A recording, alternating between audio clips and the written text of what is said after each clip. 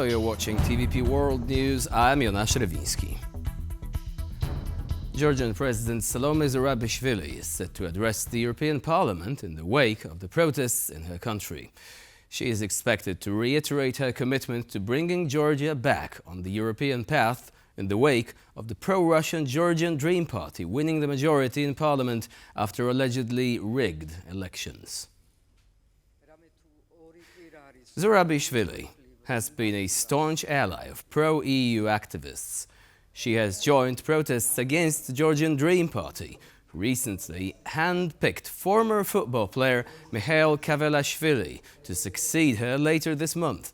Zourabichvili has said she refuses to step down until free and fair elections are held.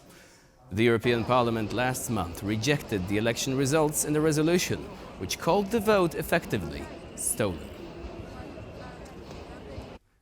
And Salome Zourabichvili will later join TVP World Strasbourg correspondent Sasha Farbach for an exclusive interview, so please stay tuned. And now moving on, Tuesday was day 19 of peaceful protests in Georgia. Our correspondent Don Arleth has the latest from Tbilisi. Another night of protests here in the capital of Georgia continue. This time, historians taking to the streets and marching throughout Tbilisi and gathering here in front of the parliament building. Now, the president of Georgia, President Zourabichvili, her term ended yesterday. She is now headed to Strasbourg, where she will address the European Parliament tomorrow. So what's on the agenda? Well, sanctions. Only two countries in the European Union, that's Estonia and Lithuania, have so far introduced sanctions on members of the Georgian Dream party, key players. Now, the European Union is going to make an attempt to do the same thing and place sanctions on diplomatic passport holders of the Georgian government in order to put pressure on them. And of course, they want to consult with the president of Georgia to find out exactly what other mechanisms can be used in order to pressure the government and hold those accountable who've been cracking down violently on these protesters here in Georgia. Now, also, another threat, although there are not water cannons and riot police out on the streets here in Tbilisi, and the protests have died down quite a bit, one continuous threat that remains is titushki. These are hired thugs that are usually masked and dressed in black. They've been targeting individual activists and protesters, and of course, basically beating them up. So there are still reports of this happening in several locations throughout the city. And of course, this seems to be a brutal method to make it less attractive for the protesters to show up here in front of the parliament building. Reporting from Tbilisi, Don Arleth, TVP World. European leaders will head to Brussels on Thursday to discuss a range of geopolitical issues. But one topic seems to be especially important for Poland, and that is migration. The meeting comes as Warsaw rejected the European Commission's request to present a national plan for managing migration flows. Media reports suggest that Poland intends to concentrate on fortifying its border with Belarus instead. Angela Skudjans has more. European leaders will flock to Brussels on Thursday for a European Council meeting with a range of items on the itinerary. Now, migration sits in that stacked agenda and presents a bit of a thorny issue, particularly for Poland. Last week, Warsaw was meant to present its national implementation plan under the Migration Pact. This pact was agreed to by a range of European Union member states and is meant to govern different member states and how they assess and manage migration flows. Warsaw was among almost half of EU member states that did not present their plans. Media reports also suggest that officials had no intention of submitting these plans and instead wanted to refocus their energy on beefing up their eastern flank rather than that policy document. Now, it's interesting because EU members will have to come to some kind of consensus on migration. And while EU member states shift more to the right with more conservative governments, it'll be interesting to see what proposal they will take and what policy route they will take on Thursday in Brussels. My name is Angela Scoogens, reporting from the Belgian capital for TVP World. The European Union is upping its game to convince the Balkan nations to continue on their path towards joining the bloc. EU leaders will be discussing their investment plans for the Balkans today at the Western Balkans Summit in Brussels. On the outside, EU institutions look as calm as ever. But inside, the hallways are buzzing with anticipation ahead of an intense few days. Leaders from all 27 member states will gather for the European Council on Thursday, which will be preceded by the Western Balkans Summit the day before. According to a senior EU official who asked to remain anonymous, funding will be one of the main topics of discussions. Grants and loans, investments, intensity of aid. It's going to be a clear bet in the integration process on the part of the EU. The European Union has been flirting with Western Balkan countries for years, encouraging them to join the bloc. Albania, Bosnia and Herzegovina, Montenegro, North Macedonia and Serbia all have official EU candidate status. Kosovo is also considered a potential candidate, but its independence from Serbia hasn't yet been recognized by 5 of the bloc's member states. While these countries are mostly eager to join the EU, there is another player looking for influence in the region: Russia. Serbian President Aleksandar Vučić is one of the most openly pro-Russian leaders in the Balkans. Convincing him to introduce pro-European reforms will be one of the toughest challenges for the EU. That's one of the reasons Polish Prime Minister Donald Tusk took his time to visit Belgrade in October. During the Polish presidency, EU enlargement and the closest possible cooperation with Serbia will be my priority. The Serbian government has also been accused by Amnesty International of abusing spyware systems to surveil journalists and activists.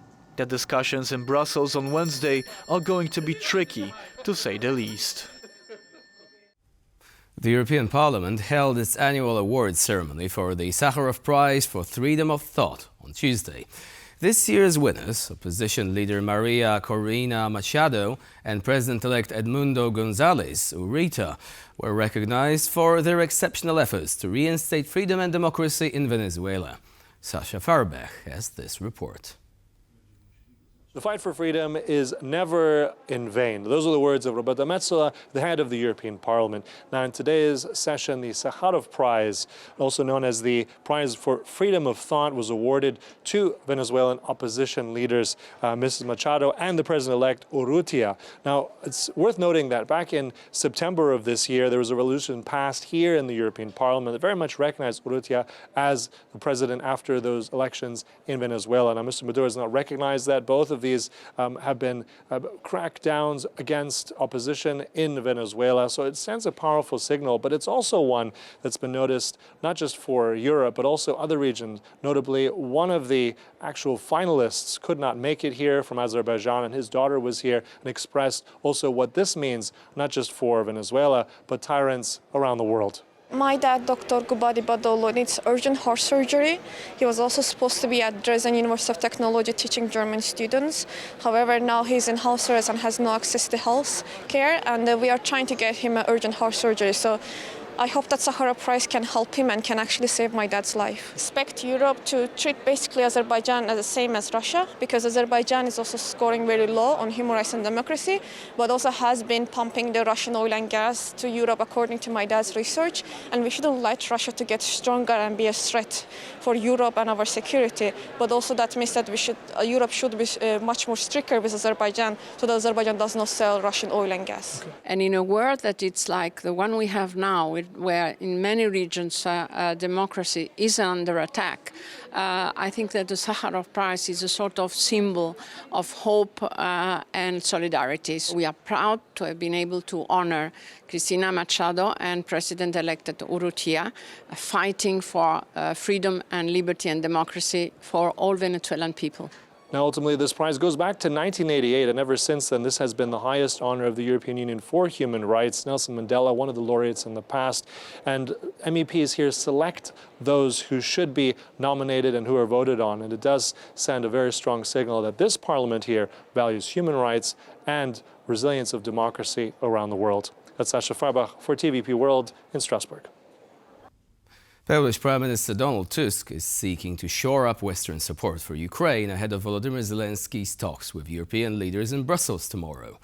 Tusk, who made an unannounced visit to the city of Lviv, met with the Ukrainian president to discuss how to strengthen Kyiv's position ahead of possible ceasefire negotiations. The visit of the Polish Prime Minister to Lviv in Ukraine was long shrouded in secrecy, and its main purpose, rallying up Western support for a just peace in Kyiv. Stop speculating in any capital of the world about Ukraine's possible defeat. This has nothing to do with facts. Donald Tusk underscored that it is important that Ukraine be as strong as possible at the negotiating table. He reiterated Poland's support for Ukraine's NATO accession. If it was up to Poland, it wouldn't take more than one day. And said that the incoming Polish presidency in the EU Council means intensifying EU accession talks for Kyiv.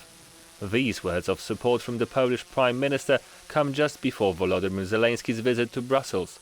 There, the Ukrainian president intends to seek support from the EU ahead of the expected ceasefire talks. The talks in which Russia, Zelensky says, cannot be trusted.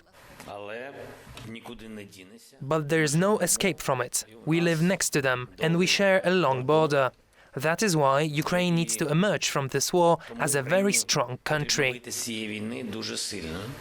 Earlier this week, Russia's ambassador to the United Nations, Vasily Nebenzia, said that no schemes involving a freeze of the conflict will suit Russia.